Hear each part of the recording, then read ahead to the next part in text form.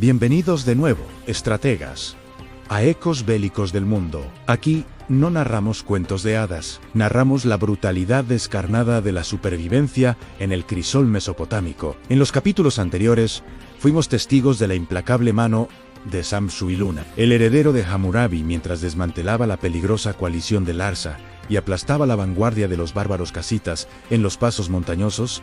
El rey de Babilonia parecía forjar un imperio de hierro, invencible en campo abierto. Pero la guerra es un monstruo que nunca duerme. Se retira de un flanco solo para resurgir con una nueva y más insidiosa forma en otro. Mientras el núcleo del imperio, el norte y el este, se estabilizaban bajo la espada babilónica, el extremo sur de Mesopotamia, la antigua, cuna de la civilización. Allí, donde los poderosos ríos, Tigris y Éufrates, se deshilachan en un laberinto inextricable de juncos barro, y la desembocadura al mar se estaba pudriendo. De esta región olvidada y marginal, surgió un nuevo enemigo que desafiaría la hegemonía de Babilonia de una manera radicalmente diferente: Ilemaili. Este no era un noble descontento ni un gobernador traidor.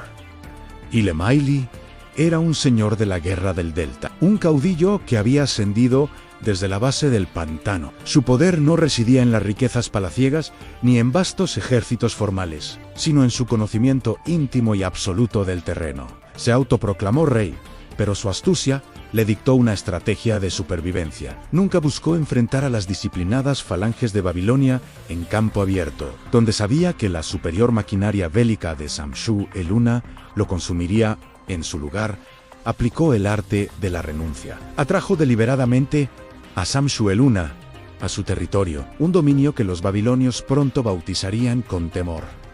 El país del mar, Samsu-iluna, cegado por su cadena de victorias y confiado en la supremacía de su ejército profesional, movilizó una vez más a sus fuerzas, llevando consigo el orgullo de la ingeniería y la disciplina babilónicas. Pero pronto descubrió una verdad brutal. En el sur, su maquinaria de guerra era inútil. Estaba diseñada para el desierto, no para el delta. Imaginad la escena, estrategas, los pesados carros de guerra babilónicos, el terror de cualquier campo de batalla, se hundían irremisiblemente hasta los ejes en el fango traicionero. Los caballos de tiro se rompían las patas en el terreno irregular, mientras que la logística de mover suministros por el laberinto acuático colapsaba.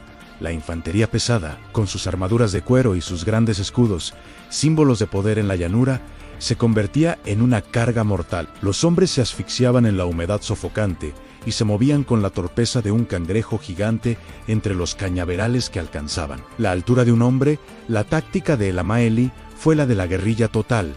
Sus hombres eran la antítesis del ejército babilónico. No usaban armaduras pesadas, iban casi desnudos, cubiertos de barro, para camuflarse con el entorno. Se movían en botes de juncos ligeros y silenciosos, embarcaciones capaces de deslizarse por cualquier riachuelo. Eran invisibles. El sonido de sus remos era el único presagio de la muerte. Las patrullas babilónicas eran emboscadas con una frecuencia demoledora. Una lluvia repentina de flechas salía de la espesura. Hombres eran arrastrados al agua por enemigos invisibles y degollados bajo la superficie cenagosa.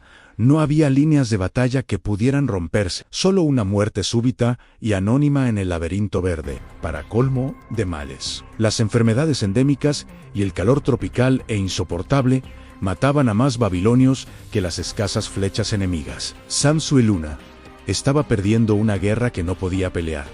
No se puede golpear a un fantasma.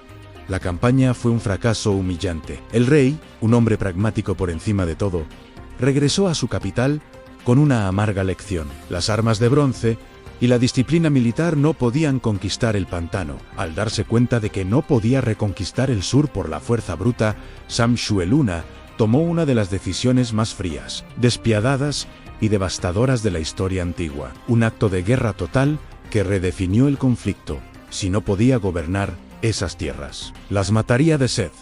Ordenó a sus ingenieros militares, hombres que habían construido algunos de los sistemas de irrigación más sofisticados del mundo, que dejaran las espadas y tomaran las palas y picos. Su misión no era construir puentes ni canales de vida, sino ejecutar la destrucción económica y demográfica. Babilonia controlaba la cabecera, el curso alto de los ríos Tigris y Éufrates, la fuente de la vida, Samsu-iluna ordenó la desviación masiva y el bloqueo de los canales principales que históricamente habían llevado el agua dulce y nutritiva a las ciudades rebeldes del sur. Fue una sentencia de muerte diferida.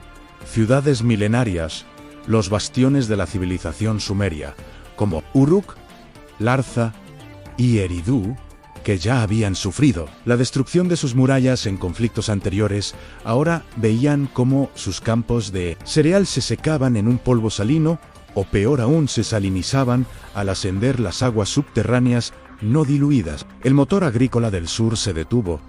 La población civil, hambrienta y sedienta, atrapada en una tierra moribunda, no tuvo más remedio que iniciar un éxodo masivo y desesperado hacia el norte, hacia el territorio babilónico. Mediante este acto de guerra hidráulica, Samsu-iluna logró vaciar el sur de su base económica, de su población y de sus ciudades prósperas, negándole a Ilmaili el apoyo de grandes núcleos urbanos y el sustento logístico. Pero, estrategas, no debemos engañarnos. Este no fue un triunfo de la conquista, fue, en la jerga militar, una amputación estratégica. A pesar de la guerra hidráulica, a pesar de la destrucción de las ciudades, Ilmanile y su núcleo de guerrilleros sobrevivieron en los pantanos profundos y en las remotas islas de barro. Allí, en la miseria de los juncos, fundó la primera dinastía del país del mar, un reino independiente que Babilonia, incluso con el poder de sus ríos, no pudo destruir. Samsu-iluna tuvo que aceptar una realidad política y económica que cambiaría el destino de su dinastía para siempre. Había perdido el acceso directo y seguro al Golfo Pérsico y sus lucrativas rutas comerciales marítimas.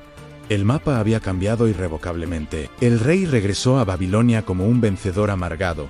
Había salvado el núcleo mesopotámico de su imperio, había acogido a los refugiados sumerios y había fortalecido la línea del Éufrates. Pero el precio fue el abandono total de la cuna de la civilización a su suerte y a la salinización. De pie en su majestuoso palacio, Samsu-iluna debió comprender la lección más dura de la guerra. Ser un gran rey no siempre significa conquistar, a veces significa tomar la decisión fría y pragmática de saber qué dedo cortar para asegurar la supervivencia de la mano. La Guerra del Agua terminó con un imperio dividido, pero fundamentalmente vivo. Samsu-iluna había demostrado ser un maestro de la supervivencia, un estratega que no dudó en usar el río mismo como el arma definitiva. Pero la historia no da tregua. Con el sur perdido, las rutas comerciales obstruidas y el este casita amenazando, una crisis económica se avecinaba, y las viejas ciudades vacías del sur eran un presagio oscuro que nadie en Babilonia podía ignorar. Si valoras nuestro contenido y el análisis histórico sin adornos, dale al like y suscríbete. En el próximo capítulo veremos el acto final de su reinado, cómo Samsu-iluna gestionó el declive económico y preparó al imperio para la eternidad antes de su muerte. Nos vemos en el próximo campo de batalla.